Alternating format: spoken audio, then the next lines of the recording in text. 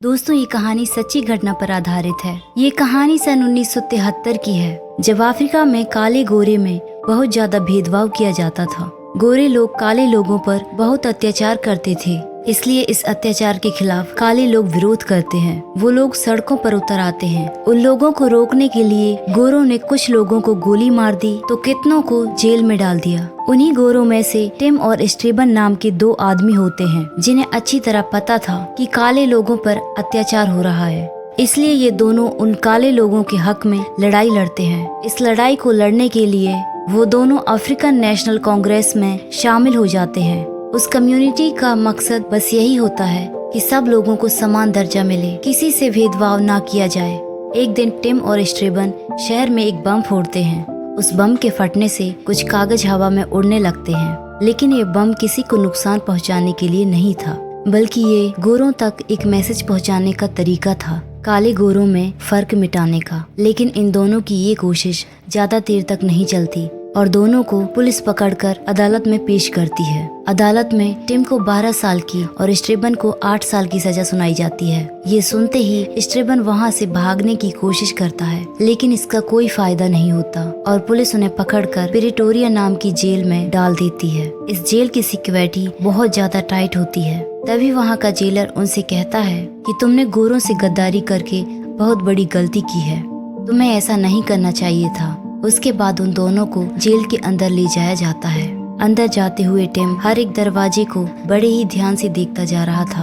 उन दोनों को अपने अपने सेल में बंद कर दिया जाता है। इन दोनों का सेल एक ही था, इसलिए ये दोनों दीवार को नॉक करके एक दूसरे से बात कर लेते थे। अगली सुबह जब वो दोनों खाना खाने के लिए जाते हैं, तब वो देखते हैं कि उनकी यूनिफॉर्म अलग है और दूसरे लोगों की अलग है। फिर उनकी मुलाकात एक डैनियल नाम के आदमी से होती है। डैनियल बताता है कि मैं यहाँ उम्र कैद की सजा काट रहा हूँ। वो बताता है कि मैंने भी तुम्हारी तरह काले लोगों के हक में लड़ाई लड़ी थी और हम लोग ब्लू ड्रेस वाले लोगों के साथ नहीं बैठते हैं, क्योंकि वो लोग खूनी और रेपिस्ट हैं। फिर टिम उसे अपने बारे में बताता है कि मुझे 12 साल की सजा हुई है और स्टीवन को 8 साल की, लेकिन हम लोग इतने लंबे समय तक इस जेल में सड़ने वाले नहीं हैं। अगली सुबह टिम और स्टीवन रनिंग कर रहे थे, तभी पीछे से डैनियल आ जाता है। वो उन्हें बताता है कि यदि तुम लोग इस दीवार को पार करके जाने की सोच रहे हो तो ये इम्पॉसिबल है, क्योंकि ये दीवार 20 फीट ऊंची है। तुम लोग यहाँ से सुरंग खोद के भी नहीं निकल सकते,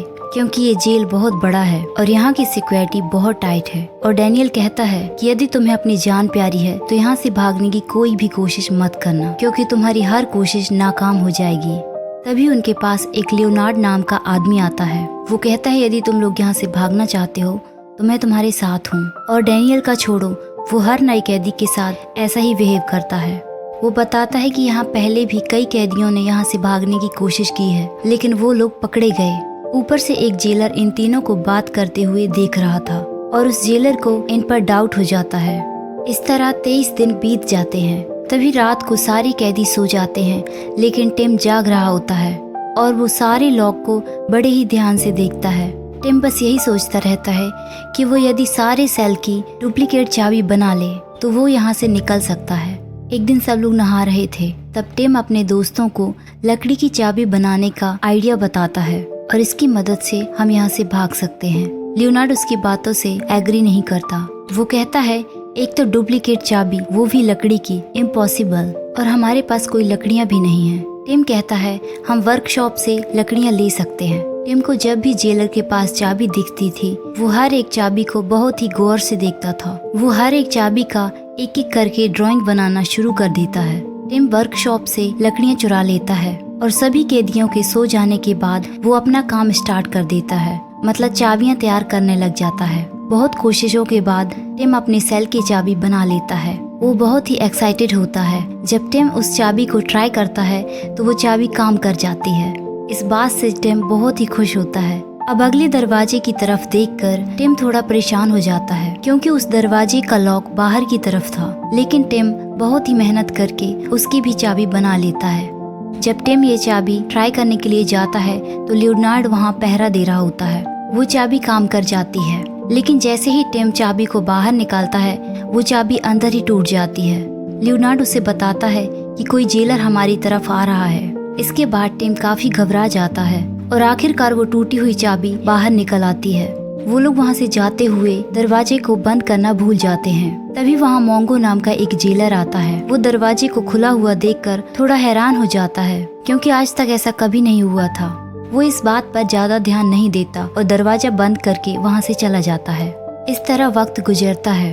अब इन लोगों को इस जेल में 142 दिन हो गए थे। जैसे जैसे दिन गुजरते हैं, इन लोगों की टेंशन बढ़ती जाती है कि अब हम बाहर वाले लॉक को कैसे खोलेंगे। तब लियोनार्ड उन्हें बताता है कि हम इसे एक रस्सी के सहारे खोल सकते हैं। टिम कहता है कि खाली रस्सी से काम नहीं चलेगा, हमें उस चाबी को घुमाना भी है। एक दिन जब ये लोग सेल में बातें कर रहे थे तो वो जेलर वहाँ आ जाता है। इन लोग को इस तरह बातें करते हुए देखकर उसे उन पर डाउट होता है। वो जेलर उनसे पूछता है तो वो बताते हैं कि हम बस अपना काम कर रहे थे। वो जेलर वहाँ से चला जाता है। तभी टिम की नजर एक झाड़ू पर पड़ती है। उसे देखते ही टिम के दिमाग में एक आइडिया आता है। वो कहता है यदि हम किसी भी तरीके से उस चाबी को इस स्टिक में फंसा दें तो हम लॉक खोल सकते हैं। टिम उस चाबी को 2 लकड़ियों के सहारे बहुत ही मजबूती के साथ बांध देता है। टिम जब रात को उस लॉक को खोलने की कोशिश करता है तो उसकी हालत खराब हो जाती है, क्योंकि वो लॉक बाहर से लगा हुआ था। बहुत ही मुश्किल के बाद टिम वो भी लॉक खोल लेता है, लेकिन अब मुश्किल ये थी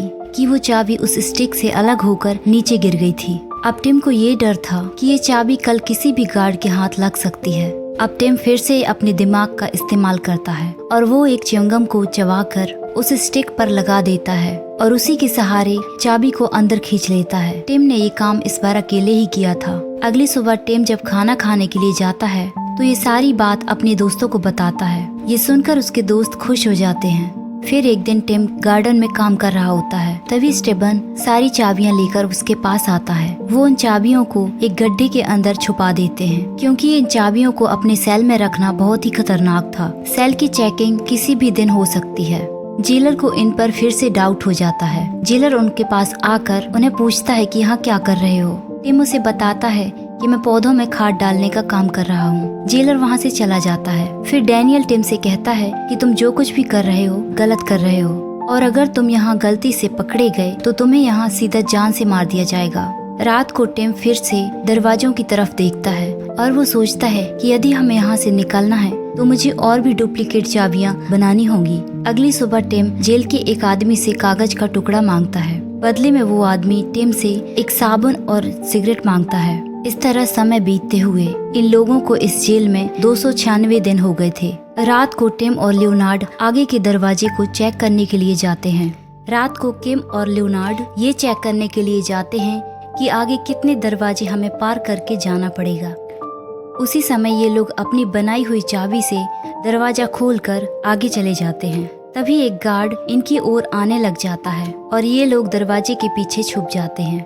तभी डैनियल खासकर सिग्नल देने लग जाता है। वो गार्ड वहीं से गुजर जाता है और उसे कुछ भी पता नहीं चलता। डैनियल का सिग्नल देते ही ये लोग दरवाजे से वापस फिर से छिप जाते हैं और उस गार्ड के जाने पर ये वापस अपने सेल पर आ जाते हैं। वापस आकर टिम उन चाबियों को एक जग में छुपा देता है। पूरी रात जागने के बाद टिम सुबह देर तक सोया होता है। फिर मंगो नाम का जेलर उसके सेल में जाता है और उसके सेल को चेक करने लग जाता है, क्योंकि उसे टिम पर शक था। सेल को चेक करते वक्त वो चाबियों वाला जग नीचे गिर जाता है। जेलर इस बारे में उसे पूछता है तो वो बताता है कि मैंने इसे फोटो स्टैंड के लिए रखा है। फिर जेलर ज्यादा ध्यान न देते हुए वहाँ से चला जाता है। इसके बाद टिम को समझ आ जाता है कि यहाँ चाबियाँ सेफ नहीं हैं। वो चाबियों को ले जाकर लाइब्रेरी में अलग अलग जगह पर छुपा देता है। इस तरह वो धीरे धीरे 15 दरवाजों की चाबियां बना लेते हैं। टिम जेल के कैदियों से कहता है कि मैंने दरवाजों की सभी चाबियां बना ली हैं। अब आप सबको यहाँ से भाग जाना चाहिए। लेकिन उन तीनों के अलावा वहाँ से भागने के लिए कोई भी तैयार नहीं होता।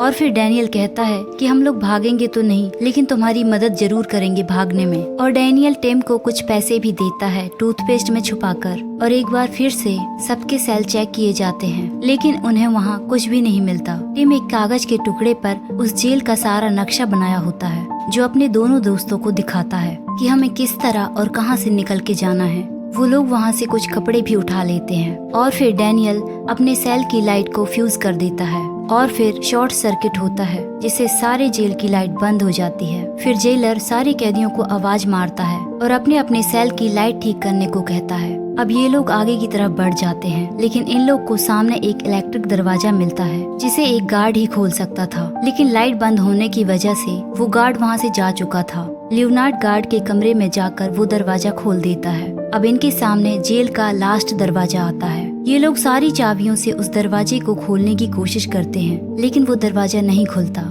इस वजह से लियोनार्ड को गुस्सा आ जाता है और वो दरवाजे को तोड़ने लग जाता है। दरवाजा टूट जाता है और वो तीनों अपने कपड़े बदलकर बाहर निकल जाते हैं। फिर टिम एक मिरर की हेल्प से देखता है कि गार्ड किस पोजीशन में खड़ा है। फिर वो लोग नीचे को सिर करके आगे की तरफ बढ़ जाते हैं। वहाँ बहुत सारे लोगों की वजह से उन गार्ड्स का उन पर ध्यान नहीं जाता। आगे जाकर ये लोग बहुत तेज दौड़ने लग जाते हैं और एक टैक्सी लेकर वहाँ से दूर चले जाते हैं। अब बाहर निकलकर उन लोगों की खुशी का ठिकाना नहीं था, क्योंकि उनका इतना मुश्किल भरा प्लान कामयाब हो चुका था। अब जेल में लाइट आ चुकी थी। जेलर उनके सेल में चेक करने जाता है तो वो लोग भाग चुके थे। ये देखकर सभी कैदी उन पर हंसने लग जाते हैं, क्योंकि वो लोग इतनी टाइट सिक्योरिटी होने के बावजूद भी यहाँ से भाग चुके थे। वो लोग साउथ अफ्रीका से निकलकर लंदन चले जाते हैं। पुलिस ने इन लोगों को बहुत ढूंढा, लेकिन इनका कहीं पता नहीं चला। ये लोग लंदन जाकर फिर से उसी कम्युनिटी में शामिल हो जाते हैं जिसका नाम था अफ्रीकन नेशनल कांग्रेस, काले गोरों का भेद मिटाने के लिए। फिर सन 1992 में काले गोरों में भेद खत्म हो गया और सभी को एक समान दर्जा मिलने लगा। इस तरह ये कहानी यहाँ खत्म हो जाती है। तो दोस्तों, ये थी हमारी आज की कहानी। हमारी कहानी आपको कैसी लगी कमेंट करके जरूर बताइए। ऐसी ही कहानियों के लिए हमारे चैनल को सब्सक्राइब कीजिए। Thanks for watching.